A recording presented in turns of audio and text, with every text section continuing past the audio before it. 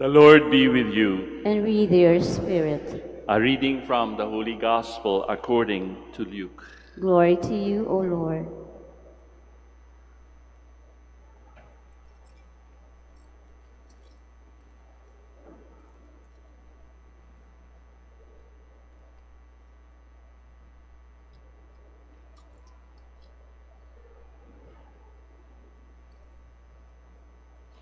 Mary set out in those days and traveled to the hill country in haste, to a town of Judah, where she entered the house of Zechariah and greeted Elizabeth.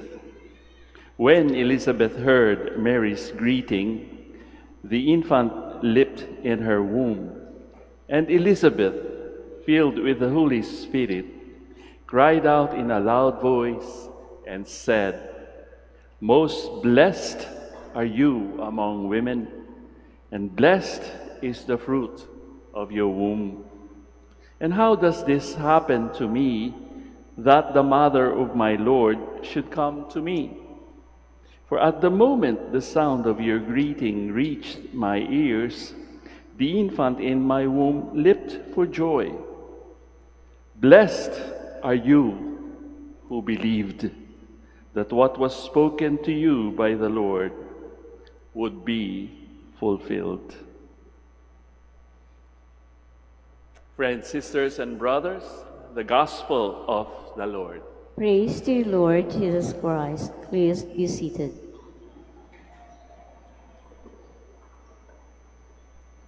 Magandang umaga po sa inyong lahat. Siyempre, katulad ng pagbati ko sa inyo ng magandang umaga, pakisabi rin sa inyo mga katabi ng magandang umaga.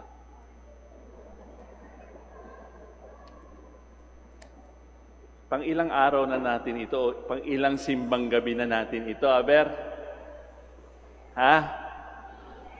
6. O yun, o buhay na buhay. 6 daw, 6. O, ilang tulog na lang. Ano bang nangyari sa ating binasang ebanghelyo? Bakit nagmamadali si Mariang pumunta sa isang bulubunduking lugar? Alam niyo, I think it was 80 miles from where Elizabeth was staying at ang Nazareth. Pagka sinabing 80 miles, kanilang inestimate, that is about 30 hours daw of walking. And she went there, hindi leisurely. Nagmamadali siyang pumunta doon. Bakit kaya? Alam niyo ba kung bakit? Bakit nagmamadali? Eh di ba siya rin ay nagdadalang tao? Maaring, sapagkat sinabi sa kanya ng Anghel Gabriel, ang iyong pinsan sa kanyang katandaan ay nagdadalang tao rin. Yun ang pinaka-ebidensya. Kala niyo ba madali kay Maria na maniwala sa mga sinabi ni Angel Gabriel sa kanya? Nangyayari din niya sa ating buhay, hindi po ba? Kuminsan, kapag may mga life-changing moments, ano ba yung mga life-changing moments na yan? Halimbawa, yung mga bagong kasal. Di ba? Life-changing moments yun kasi dati nanliligaw lamang, hindi pa kayo magkasama sa isang bahay o sa isang bubong o sa isang kama. Diba? Now you are going to live with somebody, well, perhaps you know that person, but it's still different, di ba? So mag-a-adjust ka. It is a life-changing moment. O di kaya, nagkasakit ka ng malubha. It is also, again, a life-changing moment. Maaring na-amputate ka o maaring na-stroke ka. People will have to adjust and you yourself will have to adjust.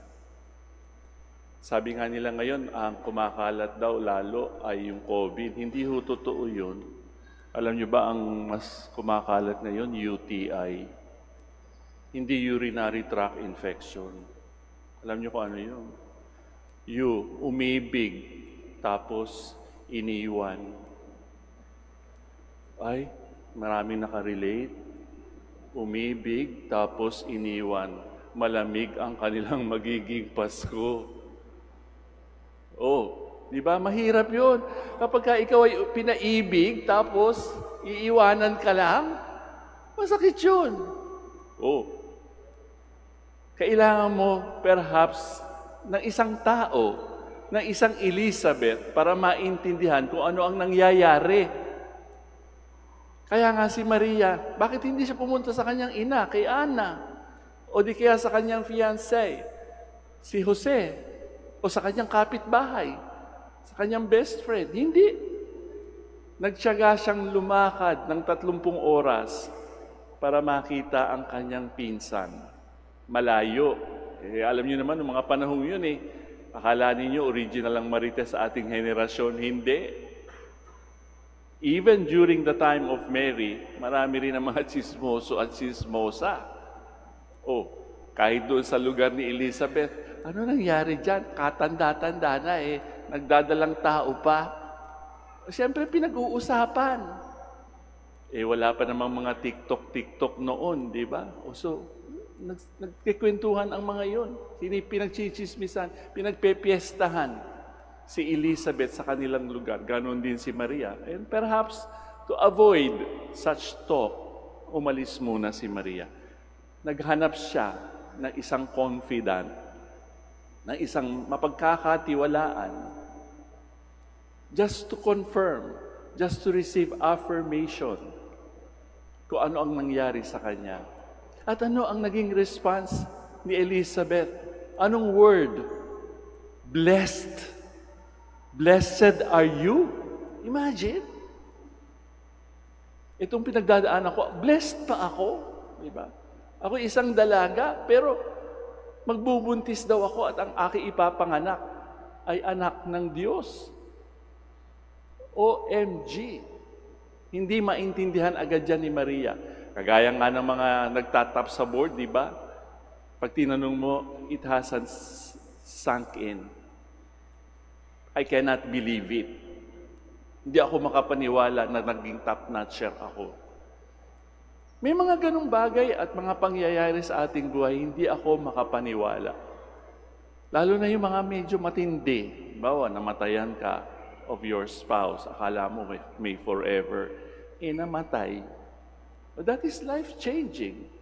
Dati may kasama ka sa pagtulog mo, sa pagbangon mo, sa pagising mo. Nawala. Diba? Kuminsan you feel alienated in your own skin. Parang hindi mo nakilala ang sarili mo. Alam niyo nung bagong pari pa lamang ako kuminsan, pagka gigising ako sa umaga, titingin ako sa salamin, ako makapaniwala, Father Roland, pari ka na. You better shape up. Diba? Pagkat tayo namang lahat, inaamin ko naman yun sa sarili ko, that we are all still in process of becoming perfect and blessed. Kaya nga ako'y nagpapasalamat sa mga communities kung saan ako ay na-assign sapagkat they have been very patient with my quirks and idiosyncrasies. Kasi sa kami ako nagpo-profess first time, tinatanong ng aming major superior, ano ba ang hinihiling mo? What do you seek? At ang sinasambit namin ay napakasimpleng kataga, God's mercy. Ang awa ng Diyos at ang awa ninyo. God's mercy and yours. And I think I can say in my nearly 40 years of being a religious, they have been very merciful to me. I'm still alive, di ba? And sometimes that is what we need. Ang umagang ito, ang ginawa ni Elizabeth, ang tinatawag nating hospitality or kindness. Basic human kindness. Have you ever received such kindness from others you do not even know? Meron nga nagkwento sa amin dito isang pari. One time pauwi na sila galing Manila at nagkaroon sila ng flat tire. Malapit na po dyan sa may Binalonan. At nagpapasalamat nga yung pari sapagkat naandun sila sa parte na mailaw, merong liwanag. Malapit na sila sa exit. Pumutok yung kanilang gulong at medyo nahirapan sila, madilim, diba? And it was really a very bad flat tire. At meron tumigil na isang taxi. At medyo natakot din sila sapagkat ano kaya ito. Pero lumabas yung driver ng taxi. at tinuruan yung driver kung paano kunin yung spare tire at kung paano i-operate yung jack na magtatanggal ng gulong o magpapaakyat dun sa vehicle. Sa madalit salita, natapos at nagawa yung gulong at bibigyan sana ng aming pari ng konting konsolasyon yung tao. Sabi niya, nagpakilala siya na taga rito siya. Father, wag na po. Ito po ang aking kawang gawa for this day. Isa lang po ang aking hihingin. Pwede ba tayo mag-selfie para ipakita ko sa aking misis kaya ako ginabi ay dahil dito sa kawang gawang ito. O, nagpa-selfie naman siya, pero hindi siya tumanggap ng kahit anong tip for the good deed that he has done. Hindi makakalimutan yun ng aming pari because of the kindness that he received from somebody he doesn't even know. So perhaps we can also think about that, no? Maraming beses, kahit ho ako, maraming beses na ako'y nakakatanggap ng mga kindness, basic human kindness sa mga taong hindi ko kilala. Of course, mas marami tayong natatanggap na kindness sa mga taong nagmamahal sa atin, sa mga kakilala natin, hindi po ba? Pero sabihin natin yung sinabi ni Elizabeth, you are blessed in spite of the things that happened to them. Strange, incomprehensible, nakaka-confuse, nakakatuliro. Hindi ka makapag-isip ng tuwid. And yet, Elizabeth, by the power of the Holy Spirit, declared, you are blessed. Kayo ba? Blessed ba kayo? Come to think of it. 6 days of having this novena. Are you blessed? Sige nga. O kung ayaw nyo, sabihin nyo lang sa inyong mga katabi, you are blessed now. Sige daw.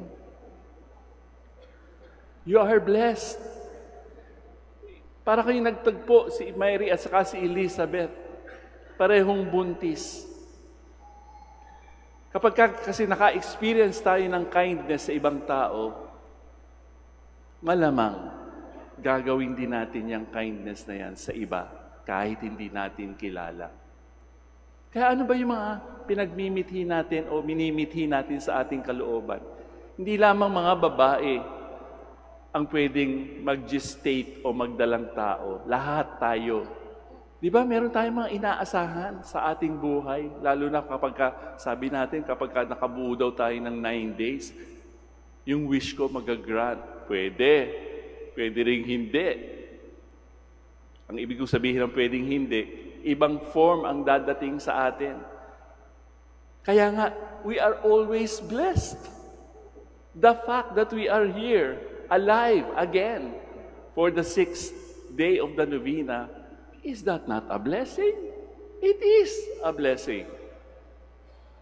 Kaya nga, siguro pwede nating isipin, ano ba yung pinakamimithi ko? Ano ba yung hinihingi ko sa Diyos sa Kanyang kaarawan?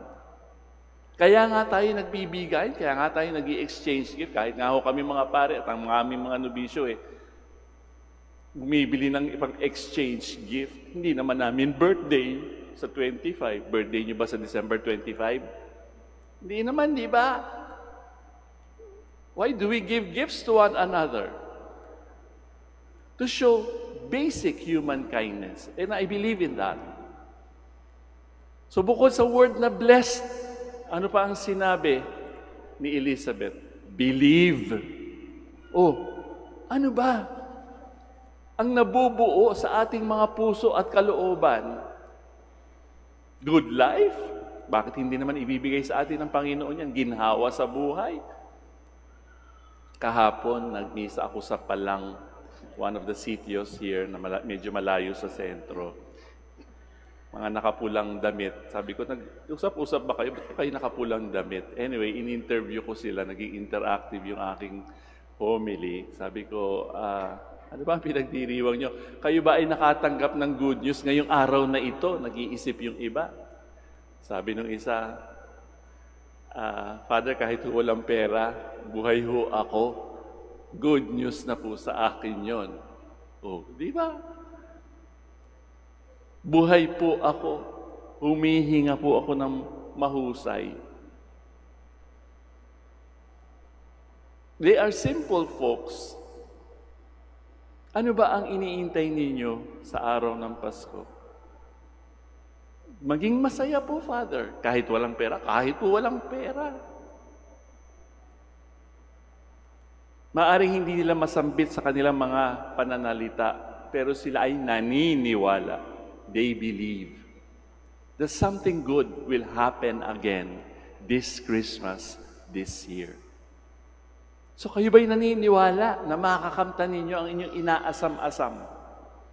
Yung dalawang babae, isang dalaga, isang batang babae, at isang matanda. Buti nga sila meron silang konsolasyon. May nagdala ng mabuting balita sa kanila. Anghel. Sa atin, wala. Kaya kailangan lamang tayong manalig. We have to believe that what we wish that is good for ourselves and for others will happen. Not just during Christmas, but for the rest of our lives. Bakit? Sana ang isisilang din sa ating mga kalooban, sa ating puso, sa ating mga buong katauhan, sa ating pagkatao, ay yung iisang forever. Iisa lang naman ho talaga ang forever Di po ba? Hindi si Katnil, hindi si Aldab. Kahit nga yung mga mag-aasawa, kahit nga yung mga magsusyota, naniniwala ba kayo may forever? Hindi po. Kapag ako'y nagkatuluyan sa kasal, anong sasabihin ninyo? Until death do us part. So walang forever. Isa lang ang forever. Yung isisilang muli sa darating na Pasko. Si Jesus lang ang forever. Really, Father? Bakit siya nakapako sa krus? Hindi naman natapos yung buhay niya dyan, di ba? Nag-resurrect siya. And that, I think, should be what is born or who is going to be born in our hearts. You are blessed. You are beloved. So believe that you are.